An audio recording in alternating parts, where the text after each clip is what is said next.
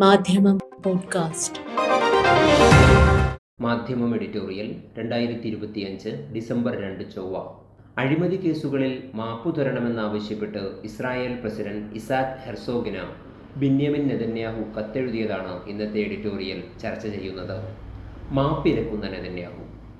Israel പ്രധാനമന്ത്രി Benjamin Netanyahu തനിക്കെതിരായ 3 അഴിമതി കേസുകളിലും മാപ്പു നൽകണമെന്ന് പ്രസിഡന്റ് ഇസാക്ക് ഹെർസോഗിനോട് മാപ്പിനപേക്ഷിച്ചിരിക്കുന്നു.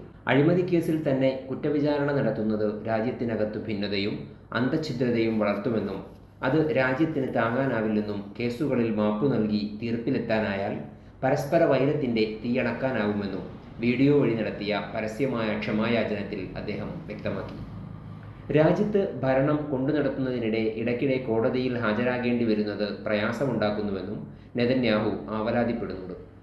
ഇത്രകാലം അഴിമതിയാരോപണങ്ങൾ അപ്പടി നിഷേധിച്ചിരുന്ന നെതന്യാഹു ഇപ്പോൾ മാപ്പപേക്ഷയുമായി രംഗത്തെത്തിയത് ഇസ്രായേലിൽ ചൂടുപിടിച്ച രാഷ്ട്രീയ വിവാദങ്ങൾക്കും പ്രതിഷേധത്തിനും വഴി തുറന്നിരിക്കുകയാണ്. 3 അഴിമതി കേസുകളാണ് നെതന്യാഹുവിനെതിരെയുള്ളത്. ബെസെക് ടെലികോം കമ്പനിക്ക് വഴിവിട്ട സഹായങ്ങൾ നൽകി അവരുടെ ന്യൂസ് വെബ്സൈറ്റിൽ നെതന്യാഹുവിന് മതിയായ കവറേജ് തരപ്പെടുത്തിയതാണ് ഒന്ന്. രണ്ടാമത്തേത് മുന്തിയ ഇനം സിഗരറ്റുകൾ, ഷാംപെയിൻ, ആഭരണങ്ങൾ എന്നിവയായി $2 ലക്ഷം മീതെ തുകയ്ക്കുള്ള ഉപഹാരങ്ങൾ അവിഹിതമായി കൈപ്പറ്റിയ കേസാണ്. ഒരു പ്രമുഖ പത്രസ്ഥാപനം നെതന്യാഹുവിന് വൻതോതിൽ പ്രചാരണം നൽകുമെന്ന ഉറപ്പിന്മേൽ അവരുടെ പ്രതിയോഗിയുടെ പത്രത്തെ ദുർബലമാക്കാനുള്ള നിയമനിർമ്മാണം വാഗ്ദാനം ചെയ്തുവെന്നാണ് മൂന്നാമത്തെ കേസ്. ഈ അഴിമതിയാരോപണങ്ങൾ 2020 കോടതിയിലെത്തിയതാണ്.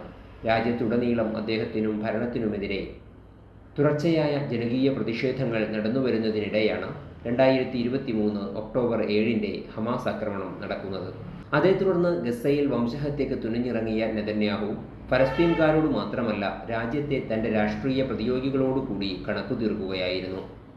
2 വർഷക്കാലം ഗസയിൽ സയനിസ്റ്റ് ഭരണകൂടം അഴിഞ്ഞാടിയതിനു പിന്നിൽ ഇസ്രായേലിലെ രാഷ്ട്രീയ പ്രതിസന്ധി നെതന്യാഹുവിന് തീർത്ത നിൽക്കക്കള്ളിയില്ലായ്മ കൂടിയുണ്ട് എന്ന് നിരീക്ഷകർ അന്നേ ചൂണ്ടിക്കാണിച്ചതാണ്. അത് ശരിവയ്ക്കുന്നതാണ് ഗസയിലെ വംശഹത്യയ്ക്ക് അല്പമൊന്ന് ശമനം വന്നു തുടങ്ങിയതോടെ ഇസ്രായേലിൽ വീണ്ടും സജീവമാകുന്ന ആഭ്യന്തര വഴക്ക്. നെതന്യാഹുവിൻ്റെ മാപ്പപേക്ഷയ്ക്കു പിന്നിൽ അമേരിക്കയുമുണ്ട്. പ്രസിഡന്റ് ഡൊണാൾഡ് ട്രംപ് സ്വന്തക്കാരനായ ബിബിയെ രക്ഷപ്പെടുത്താൻ ആവേശത്തോടെ രംഗത്തുണ്ട്. ന്യായീകരണമർഹിക്കാത്ത രാഷ്ട്രീയ ശിക്ഷയിൽ നിന്ന് രക്ഷപ്പെടുത്താൻ നെതന്യാഹുവിന് മാപ്പു നൽകണമെന്ന് ആവശ്യപ്പെട്ട് ട്രംപ് ഈ നവംബറിൽ ഇസ്രായേൽ പ്രസിഡന്റിന് കത്തെഴുതിയിരുന്നു. നിർണായക യുദ്ധകാല പ്രധാനമന്ത്രിയായി രാജ്യത്തെ നയിച്ച പുതിയ കാലത്ത് സമാധാനത്തിലേക്ക് നാടിനെ വഴി നടത്തുന്ന ബെന്യാമിൻ നെതന്യാഹുവിന് സമ്പൂർണ്ണ മാപ്പു നൽകണം എന്നാണ് കത്തിൽ ആവശ്യപ്പെട്ടത്. കഴിഞ്ഞ ഒക്ടോബറിൽ ഇസ്രായേൽ പാർലമെന്റിനെ അഭിമുഖീകരിച്ചപ്പോഴും ട്രംപ് ഈ അഭ്യർത്ഥന മുന്നോട്ട് വച്ചിരുന്നു. എന്നാൽ ഇസ്രായേലിൽ നെതന്യാഹുവിനെതിരെ പ്രതിഷേധം ശക്തമാണ്. പ്രധാനമന്ത്രിയും ഭാര്യ സാറയും ചേർന്ന് പൊതുമുതൽ കട്ടുമുടിക്കുകയാണ് എന്നാണ് അവരുടെ ആക്ഷേപം. അക്കാര്യം നെതന്യാഹു സമ്മതിക്കുന്നുവെന്നാണ് അദ്ദേഹത്തിൻ്റെ മാപ്പപേക്ഷ തെളിയിക്കുന്നതെന്ന് അവർ പറയുന്നു. മാത്രമല്ല ഇസ്രായേലിൻ്റെ ആഭ്യന്തര വിഷയത്തിൽ അമേരിക്ക കടന്നുകയറാൻ ശ്രമിക്കുന്നതിൽ അവർക്ക് അമർഷവും ആശങ്കയുമുണ്ട്.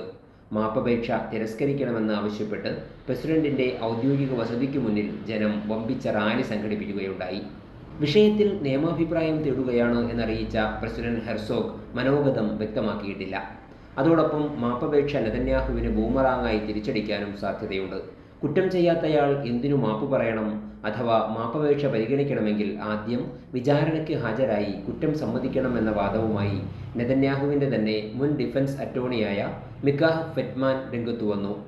പ്രതിപക്ഷത്തിൻ്റെ പൊതുവികാരമാണ് മുൻ അറ്റോർണിയുടെ അഭിപ്രായത്തിൽ പ്രതിഫലിക്കുന്നത്. കുറ്റം സമ്മതിക്കുക എന്ന് പറഞ്ഞാൽ അതോടെ പദവി ഒഴിയുക മാത്രമേ നെതന്യാഹുവിന് മുന്നിൽ മാർഗമുള്ളൂ. സ്ഥാനത്യാഗത്തിന് സന്നദ്ധനാകുമെന്ന ഉറപ്പിൽ പ്രസിഡന്റ് മാപ്പു നൽകുന്നതിൽ തനിക്ക് യോജിപ്പാണെന്ന് മുൻ പ്രധാനമന്ത്രി നെഫ്താലി ബെനറ്റ് പ്രസ്താവിച്ചിട്ടുണ്ട്. നെതന്യാഹു ഒഴിഞ്ഞാൽ പകരം വരേണ്ടയാളാണ് ബെനറ്റ്.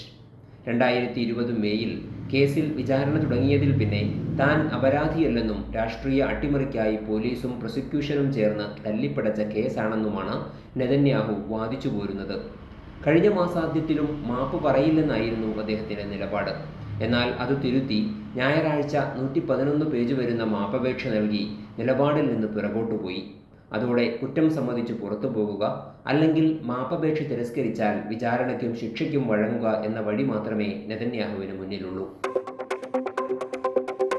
മാധ്യമം പോഡ്കാസ്റ്റ്.